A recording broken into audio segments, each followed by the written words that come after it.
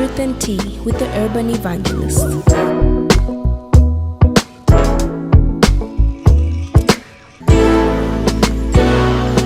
Welcome to Truth and Tea with the Urban Evangelist. It's always a pleasure to welcome you back to Truth and Tea. I am the Urban Evangelist, and this is the podcast that filters life through faith. Today, we are looking at the healing journey, dealing with heartache and pain through the mental health lens. And the reason why we're doing this is because we cannot talk about wellness and wholeness without touching on aspects of mental health. The Bible does say that as a man thinketh, so is he. And today I've got someone who is extremely qualified for this conversation. Her cup is actually overflowing. Not only is she a clinical psychologist, she's a psychiatrist too, and she's an author. She has written an incredible book that is titled How Can I Make Pain Go Away, which also comes with a workbook right here.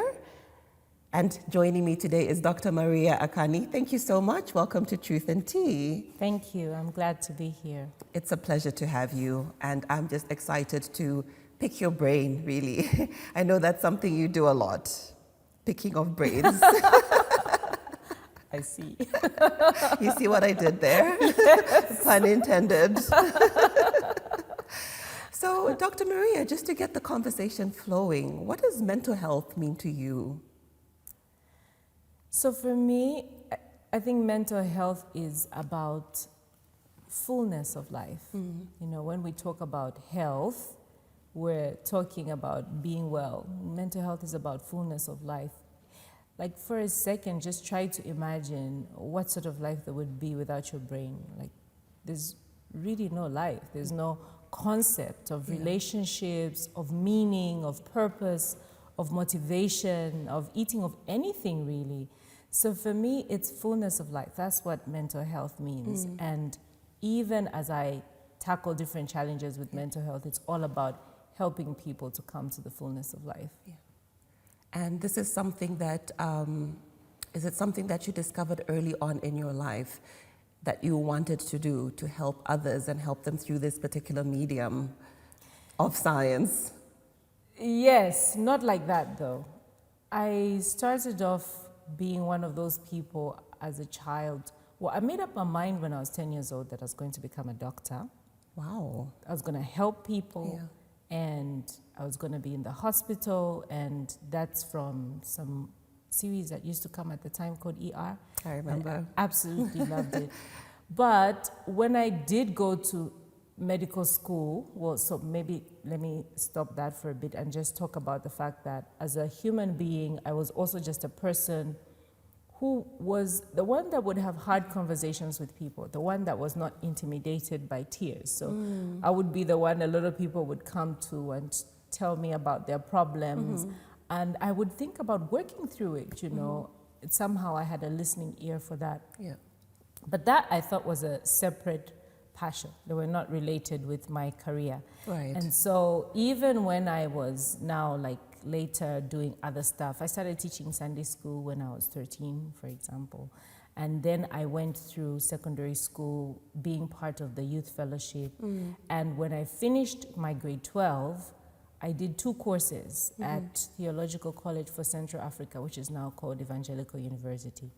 The first time I did a course entitled Children and the Church, and the idea was because I, used to teach Sunday school, and then the second time I did a course entitled Christian Counseling, and it was because I was always doing this listening business, and I wanted to do it better. I wanted to be a better people helper. I did not think at the time that, a career could be related to that. It would just be to support people in their journey. Then I went to do medicine. When I went to do medicine, and I was trying to figure out what to do, at some point, first of all, my first rotation was surgery. I quickly found out that I cannot be a surgeon. You can't stand the sight of blood. Not the sight of blood, but what's weird about that is just the sight of, I don't know how to explain it, but yeah, so the sight of going to deal with the amount of physical pain that somebody is dealing with, and then I'm supposed to help them through that. Well, eventually I did get over it. But also there is something about I don't know if everyone would agree with me about it, but when you smell a lot of blood, there's this copper feeling on your throat. Right. So whenever I would do surgical Yes. rotations, I would get that. Then when I moved to like internal medicine, it was also not my place. And obs and gynae was even worse. I always used to say I'd do obs and gynae, but I cannot stand the smell of the placenta, trust me. I can only do it for so long. So when I went into psychiatry and we started doing psychiatry, I did not somehow connect that, that stuff I like is this stuff. And then when I went into psychiatry and I started seeing what the psychiatrist was doing, I realized, hey, that stuff I like it's there in medicine, and this is what it looks like, And then I started, from that time, like 6th year, made up my mind, this is what I'm gonna do. And everything then on was changed completely, including my internship. Like my internship was changed to make it have a foundation for me to do psychiatry. And I immediately started pursuing this pathway. At the time when I graduated, there was no psychiatry course in Zambia. But the psychology course, the clinical psychology course had just started, the neuropsychology program. So I immediately signed up for that in the first intake. And so where did you do your psychiatry, since it wasn't available in Zambia? So as soon as I started, like when I was in my 2nd year doing my clinical neuropsychology, the psychiatry program started. Okay. So I literally just graduated from that program and went into the psychiatry program soon after. Okay. So, yeah. That's 6 years, by the way. 6 years, wow.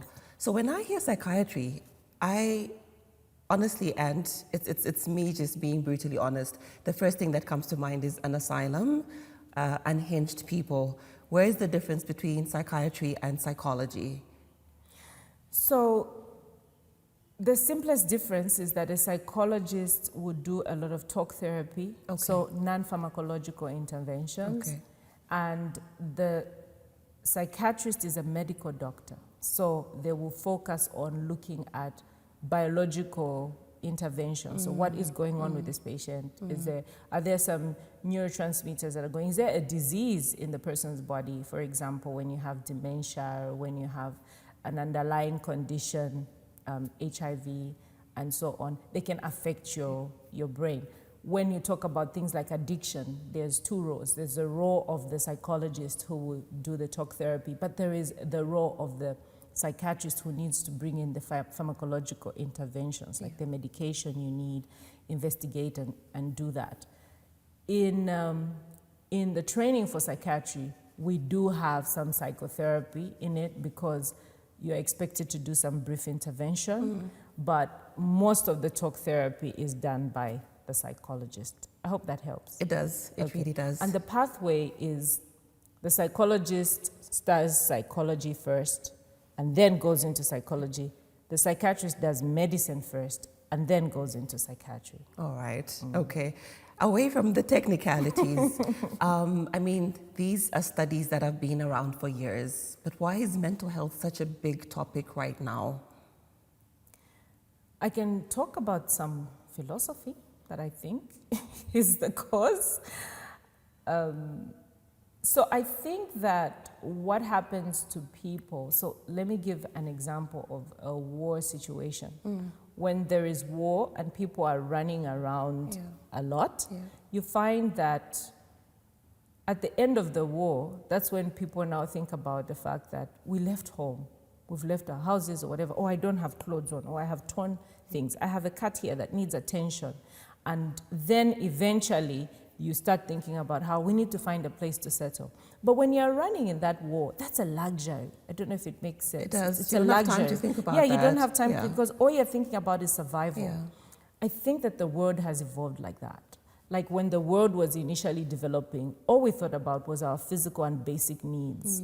And now as those needs are being met, you're now looking at other areas where there incompetences or inadequacies, and you're now seeing this can be made better too. When you move from a 2-roomed house and then you now start moving to you start looking at other things and thinking, maybe we need another bedroom. Maybe we need something else that can make our lives more comfortable. So I think that we have moved from that level where people are on survival, And we're now moving more to a lot of self-actualization and fullness of life, that now people can afford to look at, there's a problem with the relationship here. Yeah. We need to work on that. Yeah. Whereas before it was like, that you even have a relationship is even just important.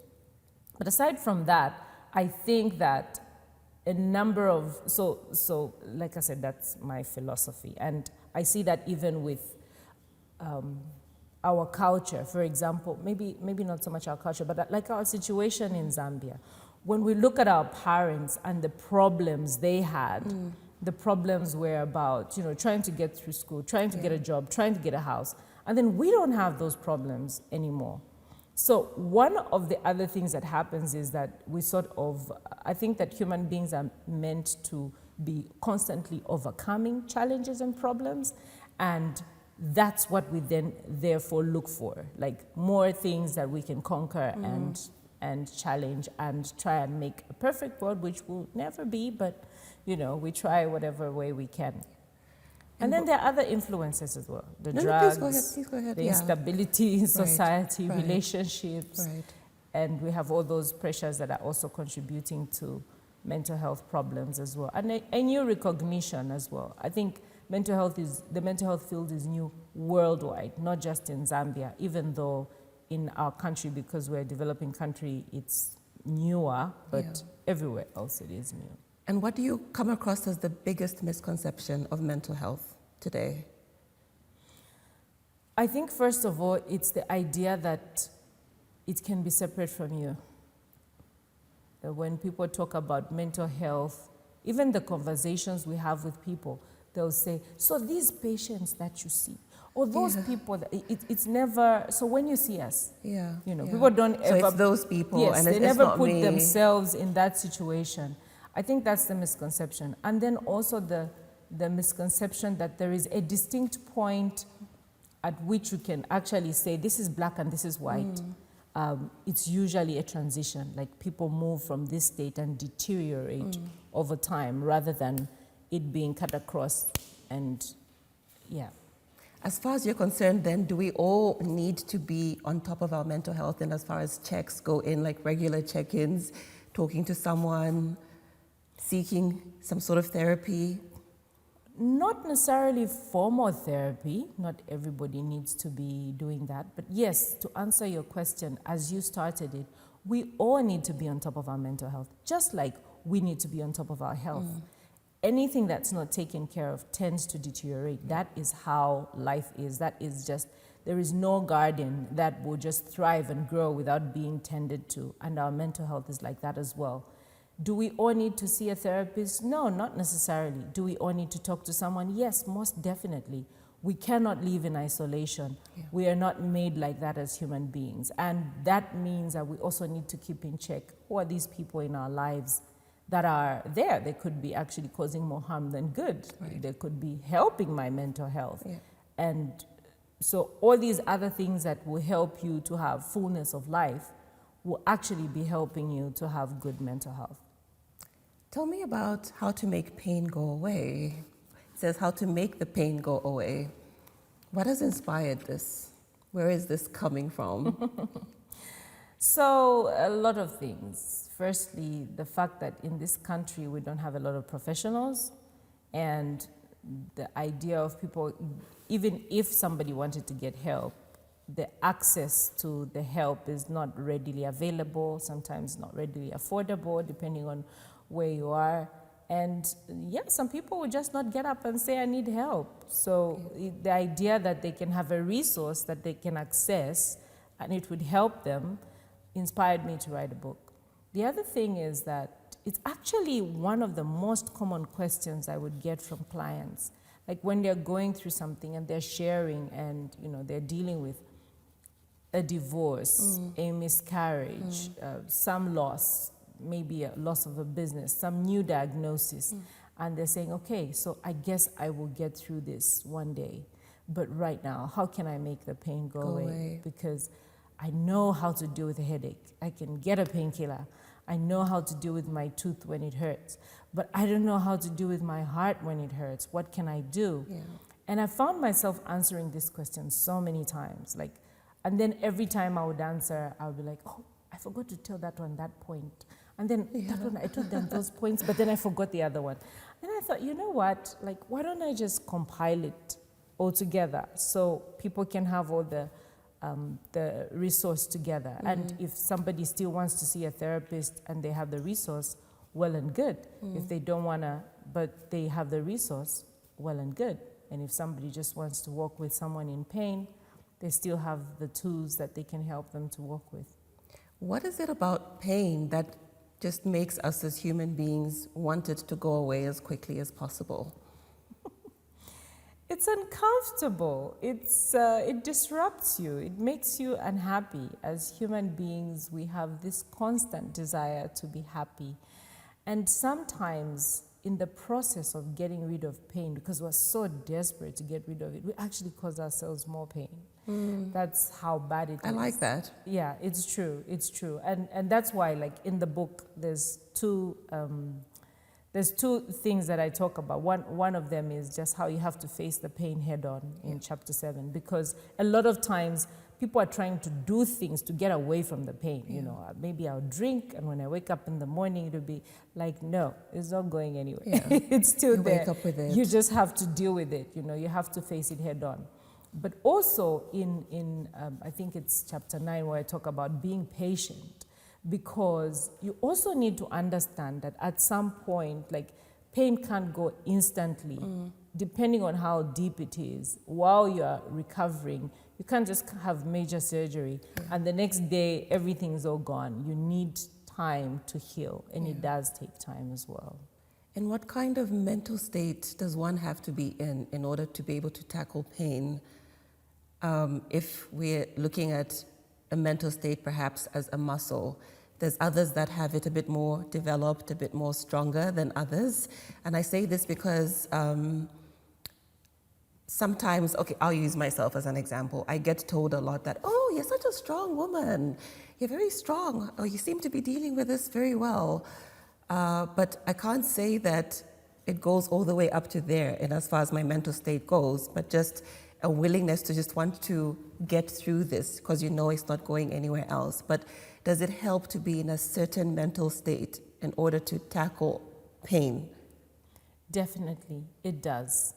And one of the things that I usually tell people is that fight for it. Like, fight for it. Don't lose hope. Fight for your healing.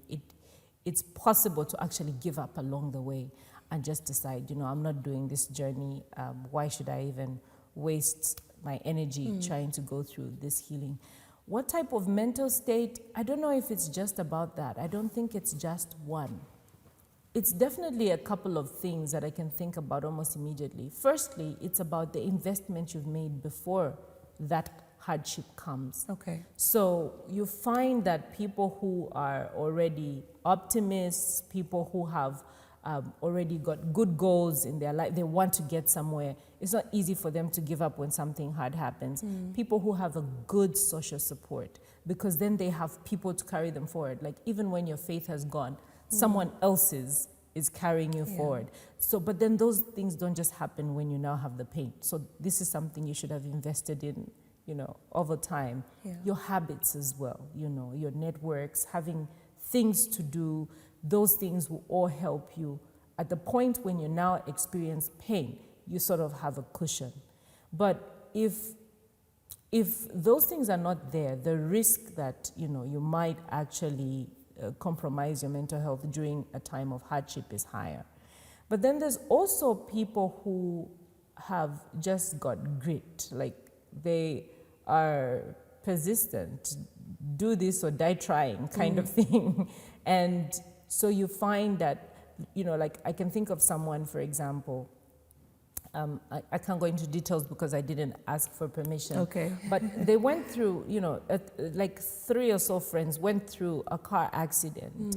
And they had to have multiple surgeries because they had such injury, you know, going through that. And a couple of them stopped along the way. They said, enough. You know, and so they have limitations in the way they walk, in the way they move things, and so on. This other one said, I'm going to do it, the whole lot of it. And she went through so many surgeries. She has better mobility now. Of course, it was an intensive period. It was a long investment. But now she has better mobility, less pain, and so much better. Like in comparison, the recovery she had with her other friends is so much better. I like that you give that example because it's actually led me to my next question. I know there's internal pain that comes maybe by way of heartache, but then there's also physical pain, maybe by way of an accident or, a terminal illness or some form of sickness, really. Is this the pain that we are dealing with in this book? Like, is it all encompassing regardless of what the source of pain is? No. So maybe let me explain it this way. Even when you have physical pain, there's an emotional component. Right. Remember what I was saying earlier about people surviving war? Yeah. Pain has a huge psychological component. So when people are coming from war, they run, they do whatever, they will run and do all kinds of things and fight. And then when they stop, then they realize, oh, my finger was chopped off. Then they'll start to feel, you know what I mean? Like they all of a sudden can't walk, but they were just sprinting because there's a huge psychological component of that. So even though this book is not talking about painkillers and whatnot, the whole issue about dealing with any kind of pain that will disrupt you is catered for because it's talking about the emotional component of pain and how you can go about dealing with that and coping through life. Yeah. I get it now. What has been your own personal experience with pain? Plenty. Plenty. Do you care to take us through even just one? I would share one which I think was one of the first recognitions for me. And interestingly, it was shortly after I did my Christian counseling course as a teenager. And I was attacked.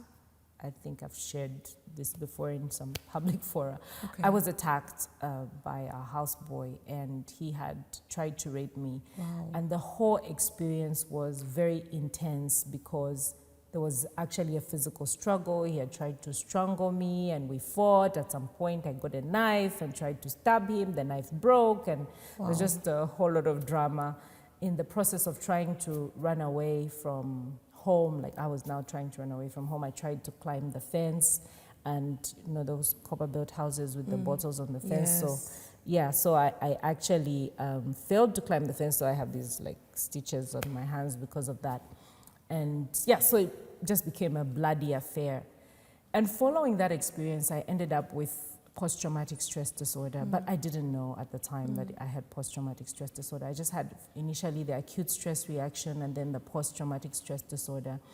And what was crazy about that was that I guess even I couldn't understand why was I feeling so terrible when I had survived. Like I was okay, I am fine.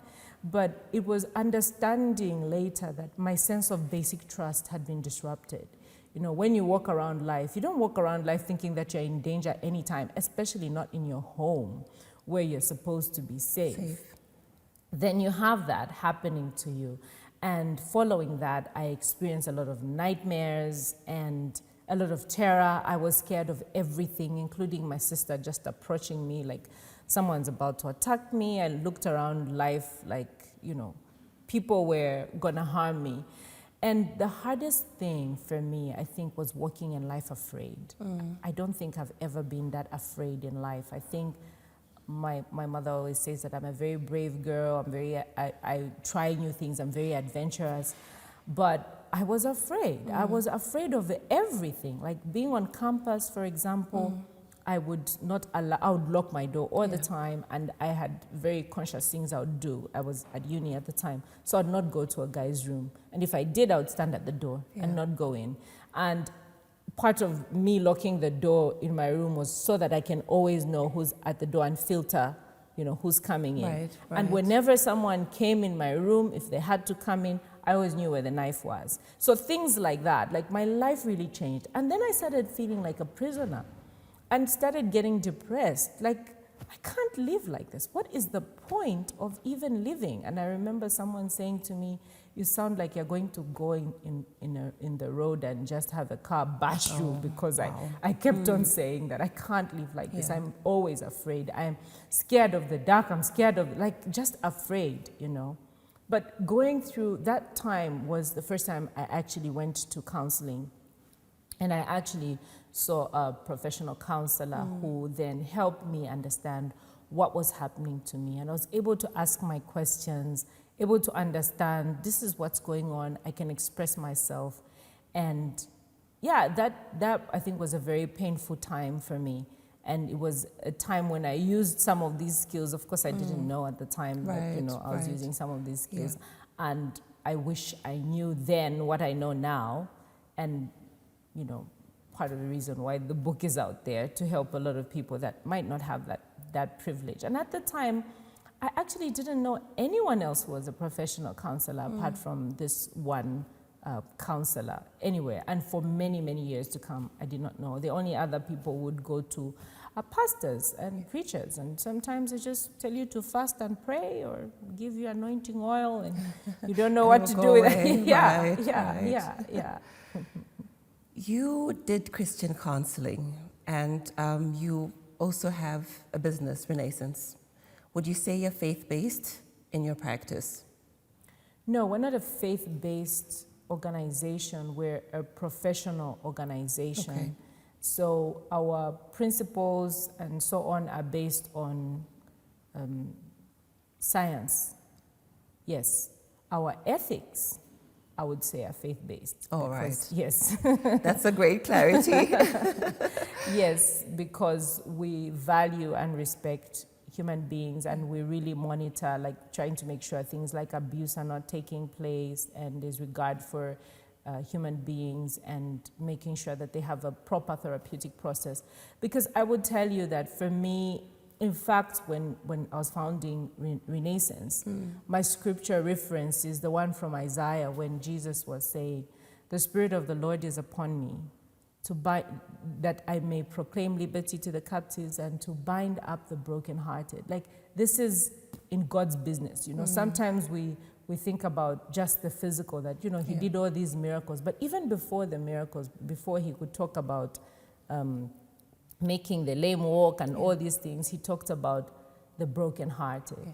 And because I believe that when a person is brokenhearted, even that stops them from coming to a point where they can actually accept faith. Like, you need that. You can experience healing in your body, but if you're brokenhearted, it just limits you. You cannot be the full person that you want to be. And we've seen a lot of people who are broken in their bodies, but they live a full life because their heart is in the right place.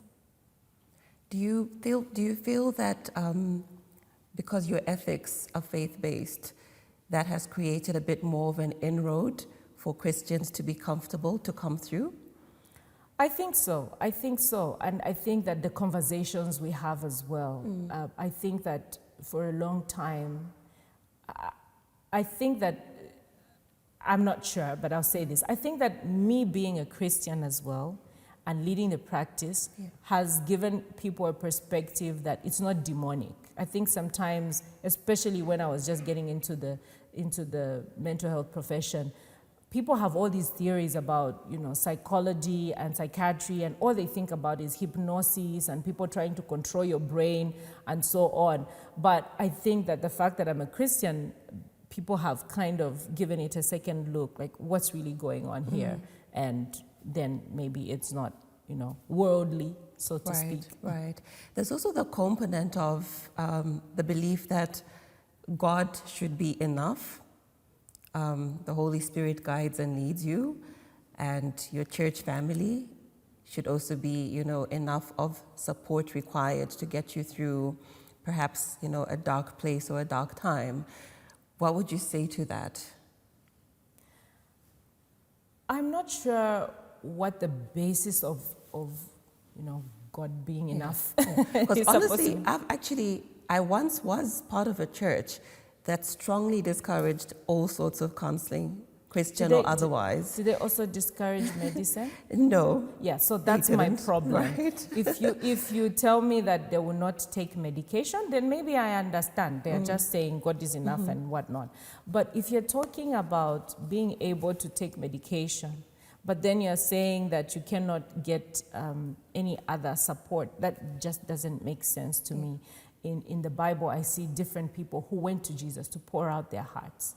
You know, we see Nicodemus coming out because he was troubled, okay?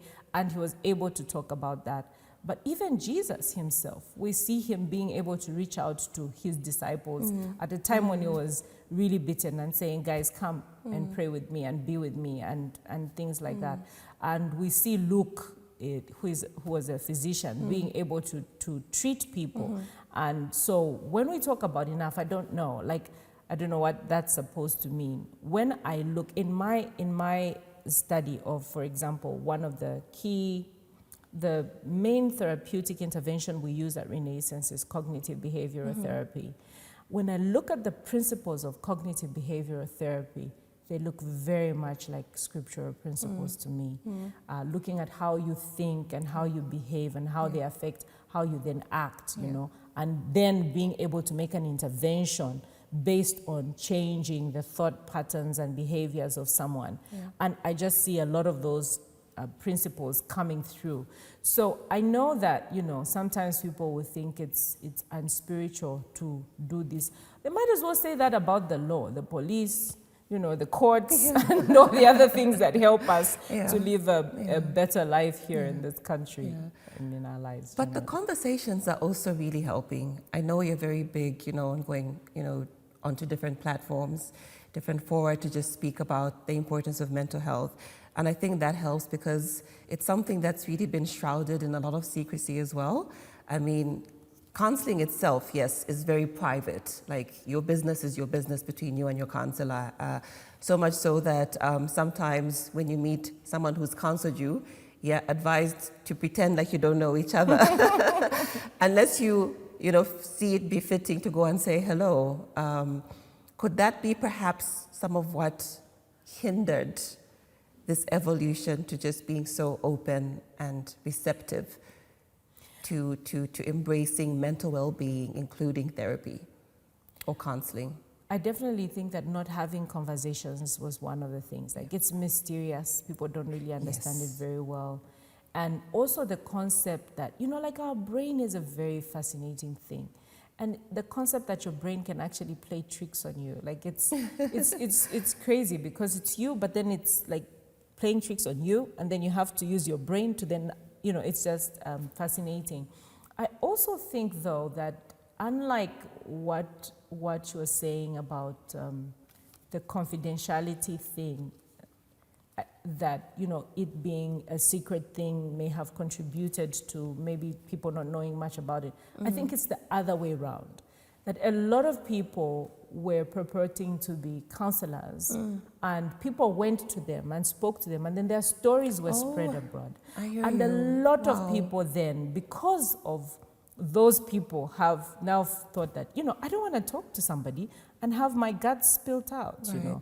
And these are respectable people in the community. Some people have talked about how they shared with a pastor, they heard the example in the pulpit, or it was a prayer request shared somewhere, and, you know, somehow things went across. And so we found that a lot of people initially were very reserved. Like, how can I trust that you will not say anything? And even when you try to explain the concept that, look, this is a profession and we're bound by these things, initially you can see it was suspicious. I once had a client who, from the first day I saw her, she never told me her real name because she was just uncomfortable with the fact. And I said, okay, we'll just go through this process. And towards the end, finally said, I'm so-and-so, and I'm, you know, getting to that point. So that in itself, I think, has really threatened the so-called counselors. All these people are practicing mental health, but, you know, they have no licensing, no proper whatever.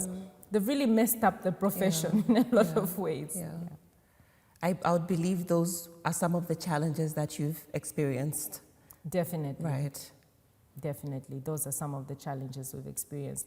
And in fact, that's one of the reasons why, as Renaissance, we set up a course entitled Equipped to Care, because we realize that the first line of care is usually these lay counselors in the community, the elders in churches, the nachimbusas, the guidance counselor, and all these other people. But then some of them would do so much harm by the time we're seeing the client. They've gone through like so much worse an experience. Some of them have even gone on to take their lives because of the initial experience. So we started doing this course, and we've had it running now. This is, I think, the third year. And we've had a lot of different people coming through. It's a sort of training of trainers. No, it's not it's training of lay counselors. Okay. So these are people who are already helping in the community, or at least they say they're helping. And in fact, that's one of the prerequisites, that for you to sign up for this course, you should already have a community you're helping, because it's experiential learning. So they learn and they practice immediately. And we've had all kinds of people. We've had policemen, women, a couple of them come through. We've had teachers, guidance counselors, teachers, and we have had even a number of nachimbusas. We've had a lot of pastors and elders and whatnot, just different people, youth activists who say, oh, I deal with, people come and share with me as well. My youth group, there's, like these little organizations where people just... It's a very broad spectrum. Yes, so we've had people come through as well. And basically, we're trying to teach them some kind of mental health first aid so that they can better help and support people instead of actually causing harm when they're intending to help. What are some of the biggest triggers that you've seen in our society when it comes to mental health deteriorating? I think it depends on the age group and the sex. So with the men, older men, and I guess even some younger men, it's a lot of substance abuse. Wow. A lot of substance abuse is... And would you say again that substance abuse is them trying to make pain go away?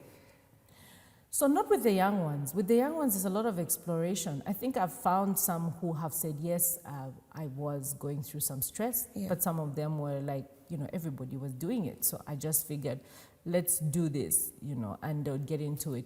With the men, some of them, yes, those are some of the issues, the alcohol, it's the stress from work or the relationship or whatever it is.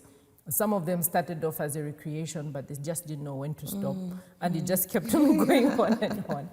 With the women, it's a lot of relational issues, a lot of them, yes. So you see... That's not too surprising. No, it's not, sadly, but yes. Yeah.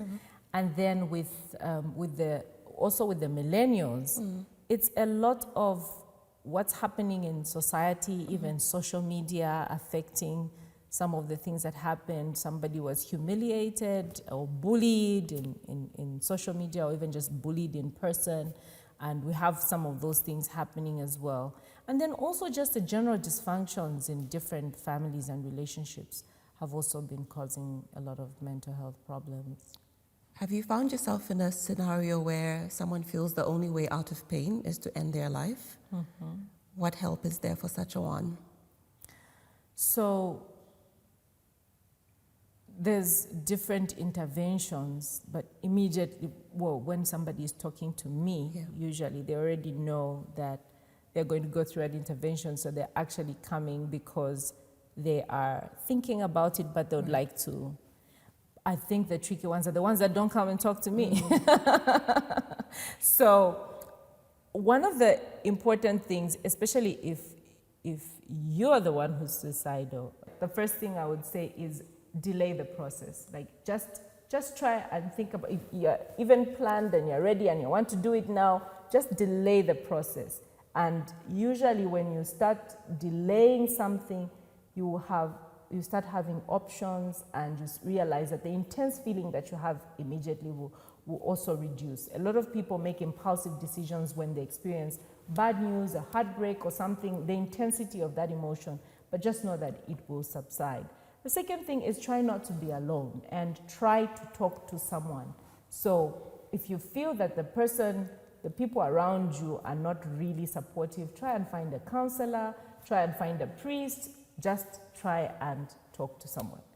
If you are with someone who is talking about that, take them seriously. A lot of people take some of these things like jokes, But even if somebody is just joking initially, that's a terrible joke. And it shows concern. It's showing that there is something going on with the person. So stick around, listen to them, and recommend that they get help, recommend that they get support. If they don't, stick around and try and make sure that if you can't stick around, someone else is around them.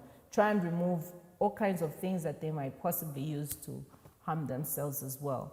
And I think the most important thing also to remember is that nothing lasts forever, not even your pain. Whatever situation you're going through, you can get through. There's always a way. No matter what, there's always a way. Spoken like a true expert.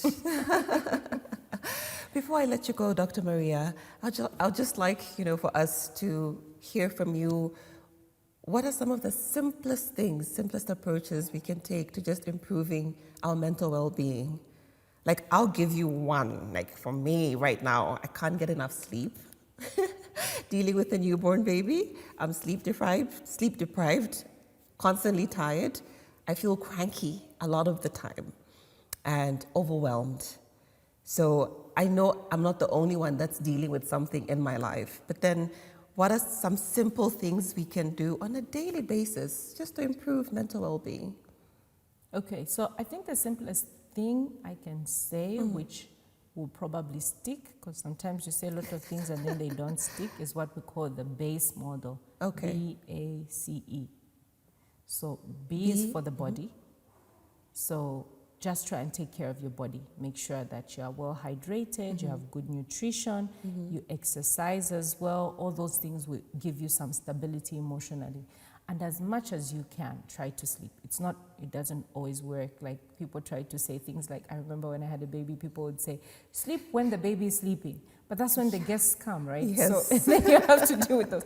But as much as you can, do that. And then just try to make reasonable decisions, like, even, sometimes it's us trying to be superwoman that gives us problems. So you still have a small baby, but you still want to make sure you pack all the lunches yourself for the kids, you cook all the meals for your husband, yourself, and everything. Like, you can deal with some level of reduced standards for some time, knowing that it's a phase, just to preserve your sanity. Right. Yeah. And try not to care so much about what people think. Sometimes it's the in-laws that you have to consider and think about. So for a time, if you're experiencing a lot of stress, see what you can compromise, because there is something that will suffer anyway. Yeah. You're better off making the choice on what will suffer than it suffering without your choice. And then the A is for achievement. Have something that will make you feel like, today I did something good. And for someone like you had just had a small baby, it might be just sorting out the clothes or the toys, or just making a meal plan, whatever it is. But just try and find something that you can say, I achieved this today. Sometimes it's even exercise that, you got so many steps in. Does a long bath pass for achievement? The long bath passes for E, which will come later. Oh, okay. Yes. All right. So just something that makes you feel like you've achieved something. Then the C is for connection. So make sure that you connect with someone who loves you and refreshes you at least once a day. So emphasis is on someone who loves you, because it's not someone who you love. Some people who we love don't love us quite toxic. Maybe they love us back, but in their version, they can actually drain the energy out of you. So try and think of somebody who refreshes you, who can, refresh you when That's very enlightening, that right there. And then the E is for enjoyment. Try and find something that you enjoy that you can do in a day. So it may be listening to a favorite song, having a long bath, and just enjoying that, or using your favorite shower gel as you do that, your favorite scent, or having your favorite cup of tea, or sitting for 5 minutes watching the sun. But do something that you enjoy. So the BASE model, something for your body. So make sure that you do something that will nourish your body, something that gives you a sense of achievement, something that gives you meaningful connection, and then something that you can enjoy. Wow. That's very simple. I can't forget that. And I'm sure anyone that's listening in or watching will simply remember the BASE approach. Dr. Maria, thank you so much for coming on the show and for making the time. It's been a very enriching conversation. Thank you. Yeah, and you've really poured out of your cup into us. And I know that a lot of us have walked away with a thing or two. I hope so. I'm glad I could come. Yeah. So it has been Truth and Tea, and as always, it's filtered through faith. Remember, you can catch the show Wednesdays at 7 p.m. on Radio Christian Voice. And also do look out for those uploads on YouTube. Just search The Urban Evangelist and search Radio Christian Voice. Catch us next week for yet another exciting one.